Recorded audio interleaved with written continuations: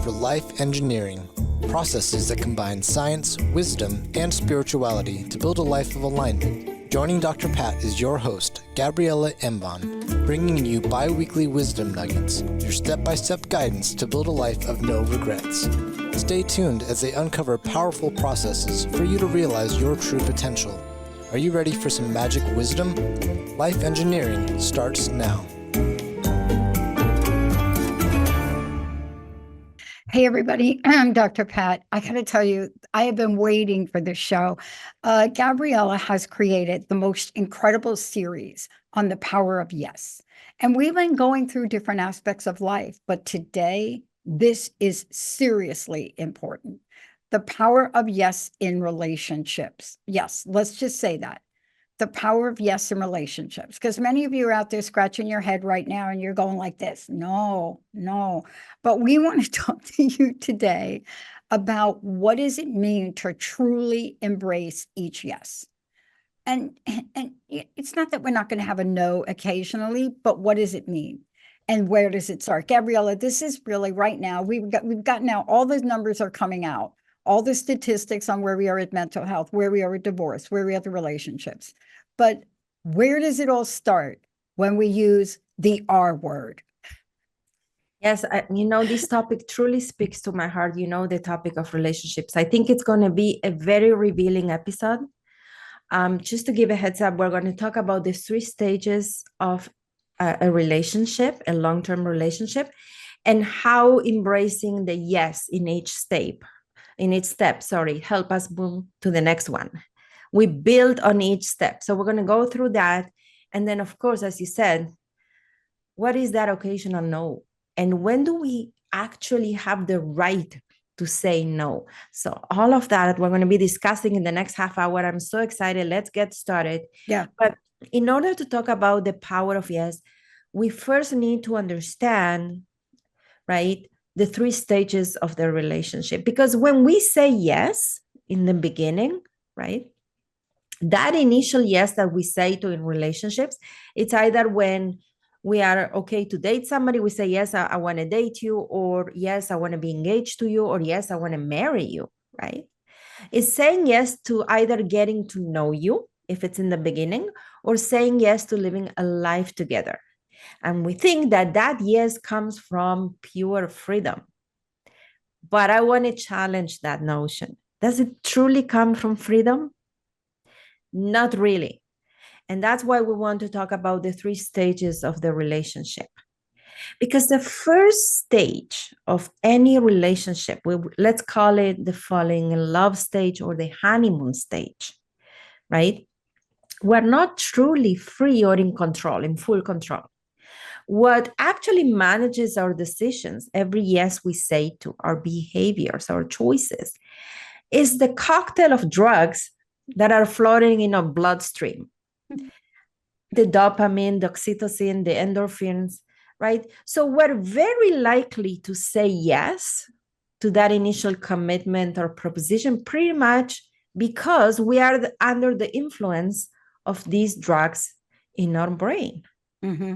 So we kind of say a lot of yes. We say yes a lot. Pretty much everything your partner will request, you're very likely when you are in that stage to say yes, to be very generous, very caring, putting a lot of effort because we are under the influence of those drugs. Yeah. And let me just ask you a question. Yes. Yeah. What? Let me ask you a question because Sure. I want to break this down for people that get this. See, Yes. we could talk about the big yes, right? Okay. Will you marry me? That's like a big yes. Yes. But this really infiltrates every day of our lives. So, for example, one of the biggest yeses I've ever done that I wish I didn't do was exactly in this situation, was on like a first date, right? And it was, let's go for Korean food. That didn't end well? What happened?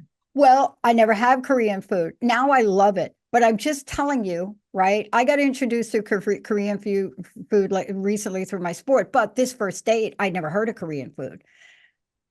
And then you eat it. And then you don't, like when they say to you, how hot do you want it? You don't know. You see, these are simple things that we say yes to every day in our life, right? And we do it for the reasons. But what pathway does that take us down, Gabriela? That's right. Well, every time you say yes in that phase, you're actually saying yes to the person, or more so to the feelings the person evokes in you. So you say yes to how you make me feel. You're not really saying yes to the relationship. You are under the influence of all these drugs. You're saying yes to you make me feel seen, heard, loved, appreciated, significant, whatever the person makes you feel. You're saying yes to discover, I want to learn more about you. There's that deep desire when we're falling in love to discover more about the person, to connect deeper, to get to know you more, right? So all these efforts that you put and all the yeses that normally you wouldn't say to, they actually have a purpose. And the purpose is to build a bond of trust with that person. I mean, what a better way to build a bond of trust than to be caring, generous, open-minded, try new things, right? So they do have a purpose. We start building that connection. We start building that bond of trust, which is needed to move forward with that person. Now, that phase, the falling in love, the honeymoon phase, can last anything from 6 months to 2 years, according to studies. And then after that, what we see is that high level of neurotransmitters in our brain starts decreasing. And that's when we are not in such high, right? And then the influence of these drugs, now we move into the real phase, the real love phase, the second phase of the relationship. And I call it the real love because now you get to be real and you get to see the person realistically and you get to see all parts of them. While before that, that's why we say love is blind, certain parts we were not seeing. I mean, even if we were not really caring so much. But now it becomes real. Once the effect of all these drugs goes down. And now not only it's real, the second stage is a choice. Again, I'll say it again, during the honeymoon phase, when our brain is flooded with all these dopamine, serotonin, endorphins, oxytocins, that influences our decisions and feelings. Once all these chemicals stabilize, we begin to see the person and gain the freedom to choose the person, the relationship, despite the day-to-day conflicts and challenges. Yeah. So the yes in this phase is very different than in the honeymoon phase. Yeah. Yeah. During the honeymoon phase is yes to get to know you. Now it's different. Yeah, go ahead. Sorry. Isn't it even more powerful? But let's talk about this. I love that you said the yes to get to know you, right? Because that's part of the journey too, correct? That's You know, right. even though we're going to talk about the real yes, this this faux yes, so to speak, is very interesting because you go through it with this almost like childhood energy, right? Right. But then you said something. I want you to comment on this. Then we get to the real, right? It's almost like the movie The Matrix. You get to the real. Can we survive in relationship when we get to that real stage? Can we survive after we've had an awakening about all the yeses we've said under the influence of the drugs in our body?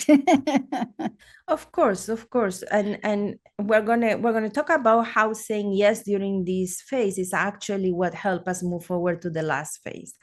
And yes, we said yes to a lot of things, and now we're going to stabilize things. So in the beginning, we go to one extreme. We don't want to go to the other extreme of saying no to everything. We would now want to find what truly is in alignment when I am real, I am myself, I'm not under the influence of all these chemicals, and I can see all parts of you as well. So things that I might have said yes in the past, I might no longer want to say yes to at this point. And this is when we want to truly get real. And this phase is a choice, of course, not an easy one. It's a choice because Now we truly get to see our partner, and most likely we'll get to be triggered. So what we felt that was love, that, that the love that felt unshakable at this point, some days we might not feel it so strongly. So what are we saying yes to? If in the honeymoon phase, I was saying yes to the way you make me feel, which is in love with you, but now I don't feel it, what am I saying yes to? Now we start to realize that love is a feeling.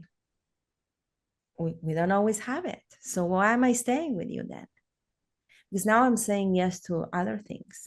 Mm-hmm. I'm saying yes to the commitment. I'm saying yes to us as a couple. I'm saying yes to the relationship. And saying yes in this phase has such a powerful impact, because the conflict that starts when we get triggered, right? We get triggered by the other person, we default to our coping mechanisms, then that make us triggers the other person, and they default to their coping mechanisms, and now they hurt us more. So we get stuck in this getting angry and trigger cycle. And that can erode the connection that we carefully built during the honeymoon phase by saying yes to pretty much everything. So then we said yes to everything that built a bond of trust. And now we might not realize we're starting to erode that bond of trust. Mm-hmm. How do we prevent it from being gone? Now is where the yes comes to the rescue again. Mm-hmm. By saying yes out of choice to the relationship, to the connection, we will prevent that bond to be completely gone, to erode it. Yeah. Because really, the way you want to look at it now, we're having issues communicating. But what we don't want to do is make this a connection crisis. Yeah. So even though we have an issue communicating because we're defaulting to our coping mechanisms, right? We're getting angry. It is that connection, that saying yes to the connection, that you don't want to give up. And we're going to go through how do we do that. Yeah. And, let's talk about this, because we're at a pivotal point. What I like to call is, I call this, how we measure volcanoes and volcanic eruptions, right? We have a scale. I consider this about a 5. Okay. And why do I say that? Because what you do now at this point is either going to take you closer or going to take you farther away. And communication, let's just have a moment about that, Gabriela.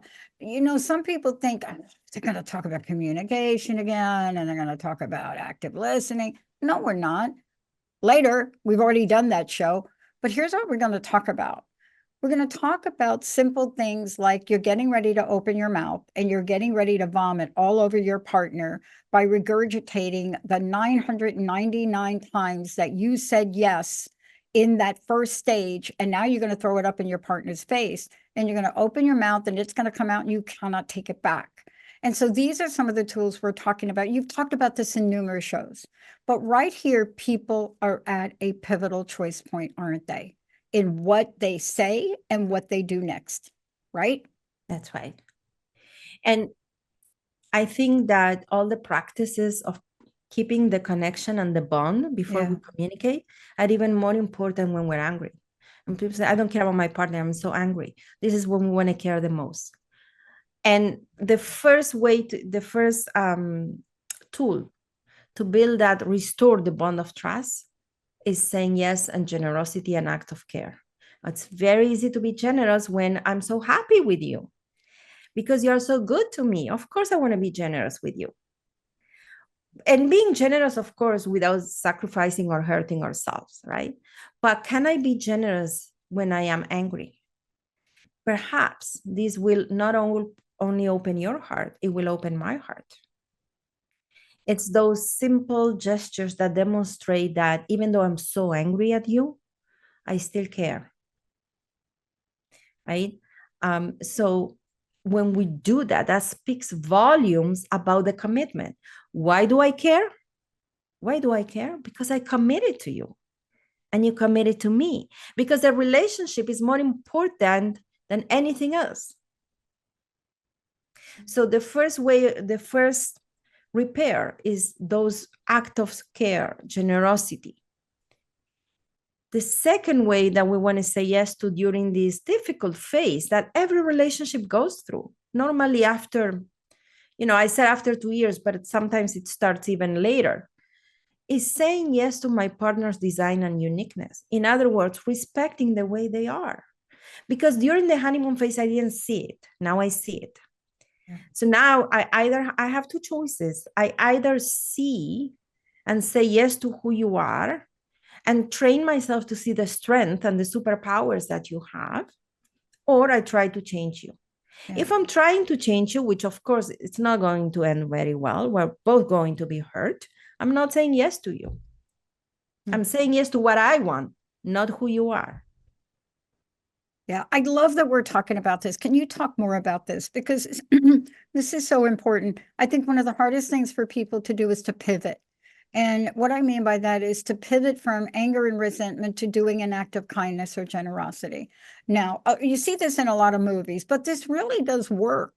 Buying flowers for your loved one. People joke about that, but I got to tell you, I'm the kind of person, if you buy me a dozen of roses, something changes in me, right? Something shifts. It is a choice. It's a conscious choice. I'll tell you, last week, I got frustrated with my husband about something. And I told him, and he says, I don't understand you. And I could feel when he said that, that I was going into closure mode. Okay, you don't understand me? That's fine. There's no need. I'm going into my ego react. And then there was that moment when I said, I have a conscious choice. And I took a moment to regroup. And then I said to him, I was surprised of myself. I said to him, would you like me to help you understand me? Mm-hmm. And he said, yes. Mm-hmm. So then I went to explain myself in a completely different mindset. Because the default, my coping mechanism is, it's fine. I don't need you. I can do this. You don't need to understand me. You don't understand me. That's fine. Going into extra independence mode. And then I said, no, I'm not going to default to my coping mechanisms. Would you like me to help you understand me? So that's me saying yes to our bond. Yeah. Yeah. Not to my ego. If I say yes to my ego, I'll default to my coping mechanisms. If I say yes to our bond, then I'll do whatever it takes for our bond to stay strong and for us to connect. Yeah. So in our society, we've come up with a way to say yes to our ego that is one word. It's a one-word response. You didn't say it, but you said it, but you didn't say it. And that is, if you'd have gone into the default of having an ego really manage this, you'd have said to your husband, you'd have said, whatever, right? Whatever. That right? Yes, that's so true. That is the word. But I bet you said it in your mind before you caught yourself, right? I bet you did. But then you caught yourself and you said, would you like to understand me a little bit better? Now he had a choice, correct? It could have been, yes, I do, or no, I don't. I'm assuming he said yes, just assuming. Yes, he did. So then what did that lead to? Did that lead to a conversation about each of your uniqueness, each of your design? That's right. First of all, I chose connection above all, rather than whatever, which would be disconnection, right? That word. Yeah, that word that kids use, whatever, that would be disconnection. So I chose connection. And I think that, and he chose connection too. So that led to actually communication. But we first need to have the connection. It's difficult to communicate if we don't have the connection. And you might say, well, of course we're connected. We've been married for 26 years this September. Well, connection is something you choose every day. Yeah. Yeah. And saying yes is something you choose every day. In fact, if you don't, you're taking your relationship for granted, which we don't want to do. It means I'm too familiar for you. I don't need to choose you. No, of course I do. Every day I'm choosing you. Can you talk about this? Can you talk about the yes to the relationship and the commitment above all on a daily basis? Because people think, oh, I went down the aisle or I didn't. I took my vows or I didn't. I made my commitment. I did it 10 years ago. What's a problem here? But then I have friends, Gabriela, I have friends that every year they renew They renew their deal. They renew their agreement. And, they shock themselves. They're like, that thing I was looking for last year, I don't want that from you anymore. You know what I'd like for you now? I want you to go play cards with the girls. Just get out of the house. But you see, can you talk to this idea about saying yes to the relationship, commitment above all, even in the middle of the conflict that you two had? See, it's not just in the easy times when you're all like, oh, we're so doing so. But to be able to say yes to the commitment in the relationship in the middle of the conflict, you have to learn some skills. You do. I think it is, first of all, believing that you can make things better. It's faith. We talk about faith as being an integral part of the yes, right? It's commitment, faith, and courage. Courage that maybe he would say, no, I don't want to. I didn't think he would. But courage to be rejected or to be hurt. It's to really show up for what I believe, for the person that I chose to. And it's that showing up day after day. I don't want to take my relationship for granted. I don't want to feel that it's too comfortable, that I know exactly what's going to happen. That's actually disrespect, right? And if I treat it that way, then it's always surprising. And that novelty is important for passion, intimacy, and connection to continue. If the pursuit of love is to get to know somebody deeper, I never assume I know you enough. There is no limit of how much deeper we can go. And if I'm always going deeper, love gets reignited again and again and again. And it is through these yeses that you build such a true bond of trust and real connection, that then you find it easy, right, to resolve conflict together. Because if you don't have that connection, it's very difficult to go into conflict. In fact, resolving conflict is so important. People think happy couples don't have conflict. Wrong, right? The Gottman Institute has done extensive studies on what keeps happy couples together. And they found the number one divorce predictor is lack of conflict. So conflict is amazing under two conditions. One, when it's not constant, that's will erode, of course, the relationship. And secondly, when it doesn't turn into a fight, because if it turns into a fight, then you are going there to win. Somebody has to lose. You are against your partner. You are separate. But if if you go into conflict to resolve, to go deeper, then it makes you stronger, because you get to understand your partner deeper. You get to learn something about them that you didn't know. And you get to resolve a situation together, which of course will strengthen that bond that you carry together. Mm-hmm. Is that what happened to you with your husband in this particular situation? Because I'm assuming that when we closed the loop on that turned out beautifully, correct? That's right. and what I love the most is when we explain each other, and I had no idea this was the reason or this was going on, that he completely surprises me and I learn something new about either him or what he's going through. Isn't that beautiful when you think you know your partner completely, but you don't? Exactly. I mean, come on, that's never stop doing a PhD on your partner. Never assume. Assumptions is lack of respect, in fact. Yeah. If I assume what you're going to tell me, that's a huge disrespect. Yeah. I mean, let's talk about some of these other things, the benefit of a conflict, because I don't know about you, but I'm always fascinated about what I learn new. Now, I want to give people a little bit of advice. Don't do what I did. Don't think you're going to go buy a new car for the house, and you're going to go buy the new car without consulting your partner, because you think you want to make this big surprise and you think you know the color of the car, and and then you go do this and you get the car and you bring home the red car and you bring that home only to find out you got to be kidding me, right? We've got to communicate, but can you talk about this thing, which we don't do?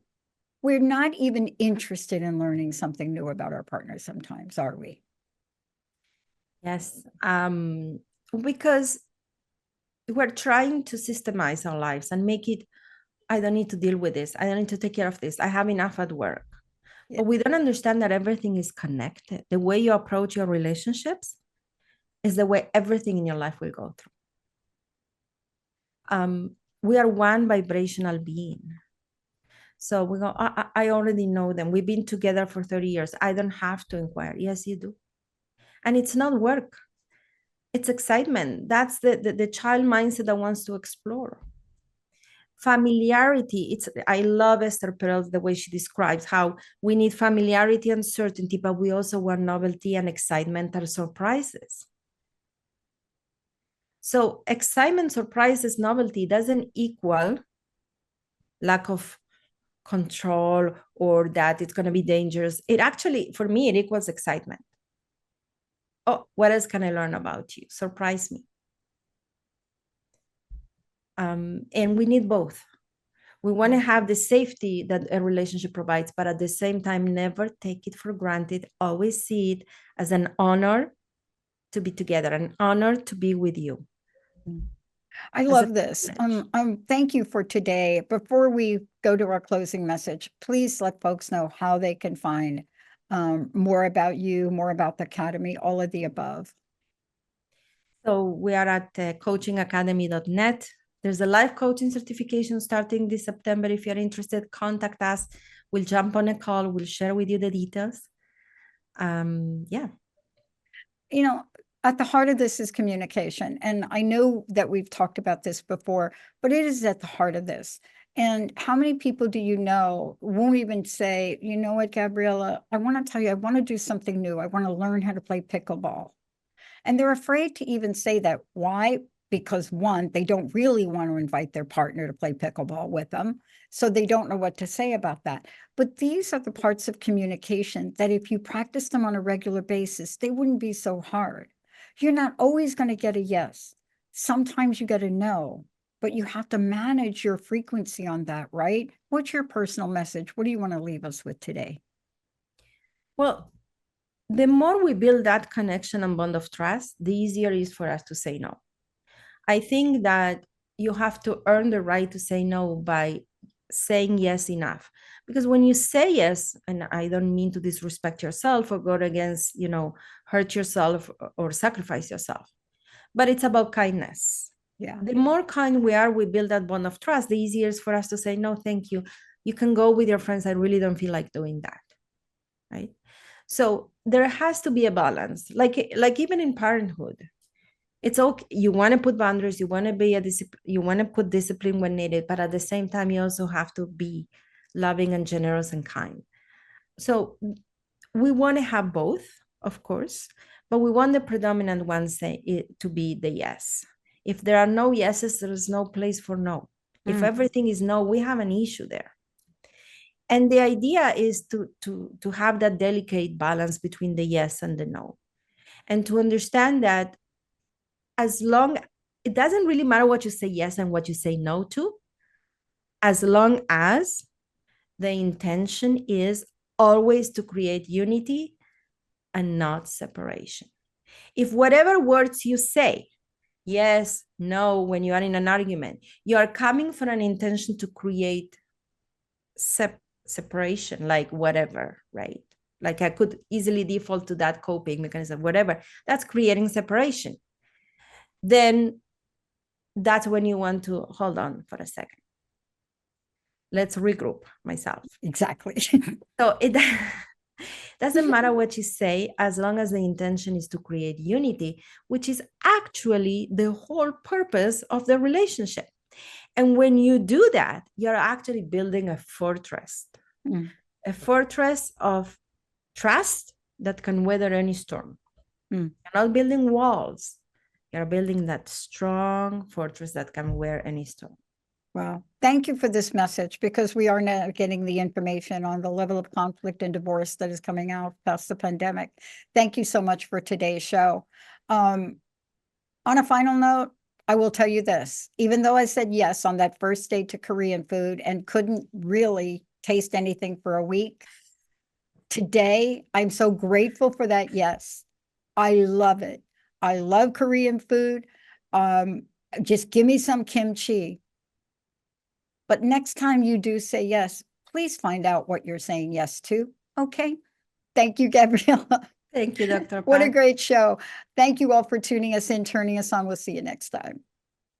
You have been listening to Life Engineering, processes that combine science, wisdom, and spirituality to create a life of alignment on transformationtalkradio.com. Join host Gabriela Embon and Dr. Pat every first and third Tuesday at 11 a.m. Pacific for bi-weekly wisdom nuggets on how to create your perfect synergy between your mind, body, and spirit in order to realize your true potential.